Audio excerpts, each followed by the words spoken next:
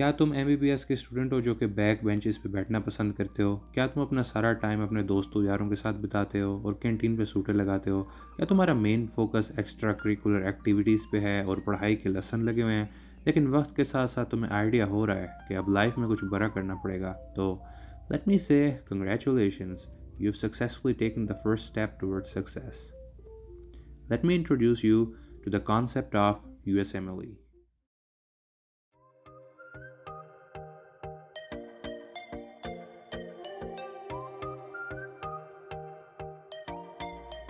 लेकिन रुको, अब तुम यही सोच रहे हो ना कि तू है कौन रे? So let me introduce myself. This is me. I'm a resident physician in the USA who's completed his USMLE and is done with my training in the USA. और मेरे फेक एक्सेंट से पता तो चल गया होगा कि मैं यूएस में काफ़ी टाइम रह चुका हूँ. चलिए शुरू करते हैं। So, what is USMLE? USMLE यानी यूएस मेडिकल लाइसेंसिंग एग्ज़ाम. देखो, अगर तुमने यूएस मूव करना है और यूएस में एज अ डॉक्टर काम करना है तो उसके लिए सबसे पहले तुम्हें यूएसए में रेजिडेंसी या ट्रेनिंग करनी पड़ेगी. और यूएसए में रेजिडेंसी या ट्रेनिंग करने के लिए तुम्हें यूएस के लाइसेंसिंग एग्ज़ाम्स देने पड़ेंगे जिनको हम कहते हैं यूएसएमएलई. अब अगर तुम सोच रहे हो कि यूएसए में ऐसा क्या है जो कि पाकिस्तान या इंडिया या बांग्लादेश में नहीं है, तो मेरे भाई, let me tell you, USA is better than your home country in every single aspect. अगर तुम्हें पैसा बनाना है तो यूँ समझ लो कि अगर तुम यूएस मूव कर जाओगे, you will earn 10 times more than your doctor friends back home. पैसा ही पैसा होगा। अगर तुम्हें लाइफस्टाइल पसंद है तो दुनिया की हर चीज़, हर कंपनी, हर प्रोडक्ट यूएस में तुम्हें मिल जाएगा. इसके अलावा फैमिली की सेफ्टी, सिक्योरिटी, डॉलर की करेंसी वैल्यू वगैरह वगैरह. अगर तुम एक अच्छा डॉक्टर बनना चाहते हो, यानी तुम अच्छी ट्रेनिंग करना चाहते हो, तो उसके लिए भी यूएस से बेहतर कोई जगह नहीं है. ये ब्रिटेन और यूके और आयरलैंड वगैरह ये सब कुछ भी नहीं है यूएसएमएलई के आगे. ये यूएसएमएलई के सामने बिल्कुल बेकार हैं. और अगर तुम्हें एक्स्ट्रा करिकुलर एक्टिविटीज़ या पार्टी सीन का शौक है तो you know it's the US. Come on, man. So, because of these reasons and some more, I think taking the USMLE is the best thing you can do for your medical career, माँ कसम. I hope कि मेरे इस भाषण के बाद तुम थोड़ा मोटिवेट हो चुके हो और थोड़ा इस बारे में सोचोगे. अब ज़रूरी नहीं है कि एग्ज़ाम तुम एमबीबीएस ख़त्म होने के बाद ही दो. जो अच्छा काम है वो जल्दी ही कर लेना चाहिए, काफ़ी लोग इंक्लूडिंग माई सेल्फ ये एग्ज़ाम यानी यूएसएमएलई ड्यूरिंग एमबीबीएस ही दे देते हैं. जितना जल्दी तुम ये एग्ज़ाम दोगे उतना ज़्यादा तुम्हें बाद में फ़ायदा होगा, जो कि मैं बाद में एक्सप्लेन करूँगा.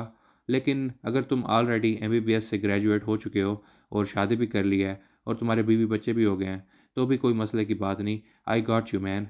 इनफैक्ट मेरे ज़्यादातर दोस्त और जानने वाले जो यूएस में ट्रेनिंग कर रहे हैं उन्होंने भी अपने यूएसएमएलई एग्ज़ाम्स एमबीबीएस के बाद ही दिए थे.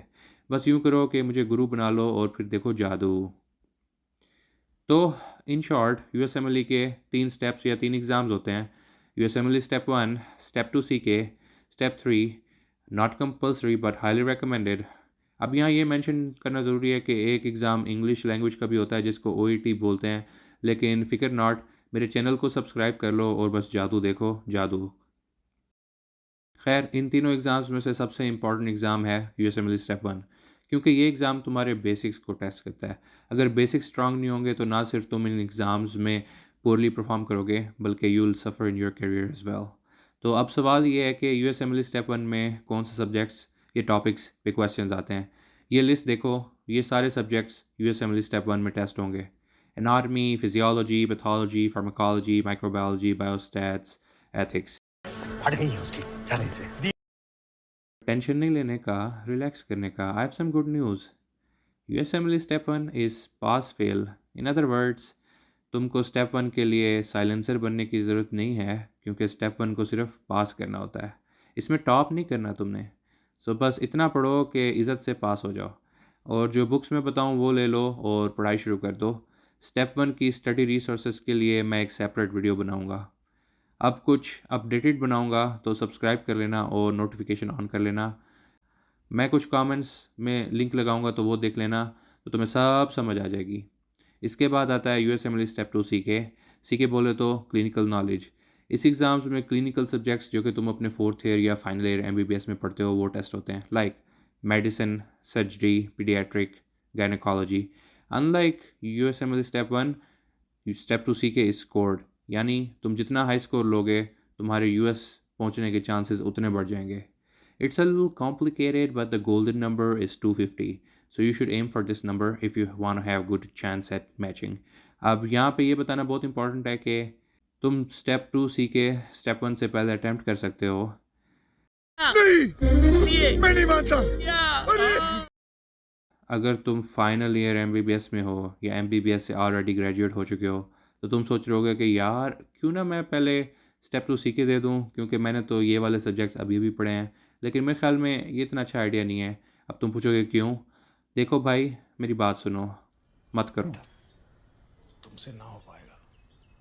इन सब्जेक्ट्स को देख के तुम्हें लग रहा होगा कि इस एग्ज़ाम्स में सिर्फ क्लिनिकल चीज़ें ही आती हैं, लेकिन ट्रस्ट मी, इस एग्ज़ाम में काफ़ी बेसिक चीज़ें भी आती हैं. यानी जो चीज़ें तुमने फर्स्ट ईयर में पढ़ी होंगी, जैसे कि क्रेब्स साइकिल, फॉस्फोरिलेशन, सुडोमोनास, एप्रीपिटेंट वगैरह वगैरह.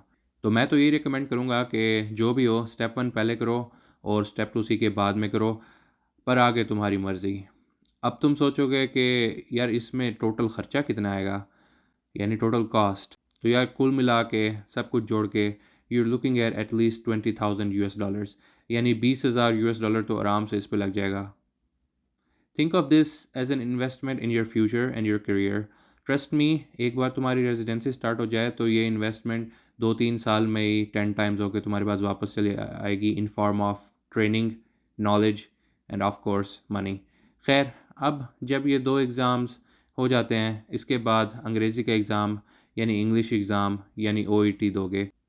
इसके बाद तुम यूएस जाओगे अपनी मेडिकल रोटेशंस के लिए, यानी यूएस के डॉक्टर्स के साथ घूमो फिरोगे हॉस्पिटल्स में और उनको अपनी परफॉर्मेंस से इम्प्रेस करोगे.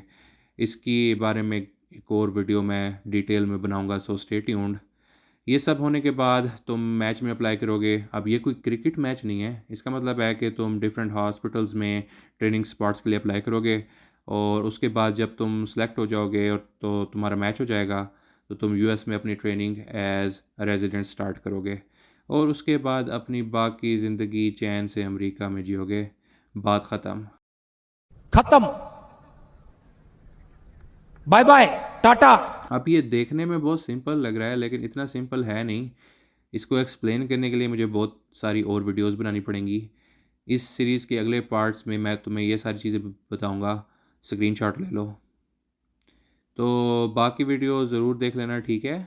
अगर ये बहुत ज़्यादा लग रहा है तो भी टेंशन मत लो यार. हर साल हज़ारों फॉरेन मेडिकल ग्रेजुएट्स इस सारे प्रोसेस से गुजरते हैं और यूएस में मैच होते हैं और बहुत अच्छा परफॉर्म करते हैं. आखिर में मैं इतना ही कहूँगा, if a backbencher like me can do it, you can do it too. बस मेहनत करते जाओ और देखो कि ये USMLE का सफ़र तुम्हें कहाँ से कहाँ पहुँचा देता है. कोई सवाल हो तो नीचे कमेंट्स में पूछ लेना. डिस्क्रिप्शन ज़रूर देख लेना क्योंकि उसमें मैं काफ़ी सारे यूज़फुल लिंक्स लगा दूँगा. अब अगर मेरी वीडियोस से बात नहीं बन रही और तुम्हें किसी ऐसे मेंटोर की ज़रूरत है जो तुम्हें हाथ पकड़ा के चलवाए और एक एक चीज़ के बारे में पर्सनलाइज गाइडेंस और टेक्निकल सपोर्ट दे, तो मुझे अपना USMLE गुरु भी बना सकते हो तुम. चलो, ओके, बाय.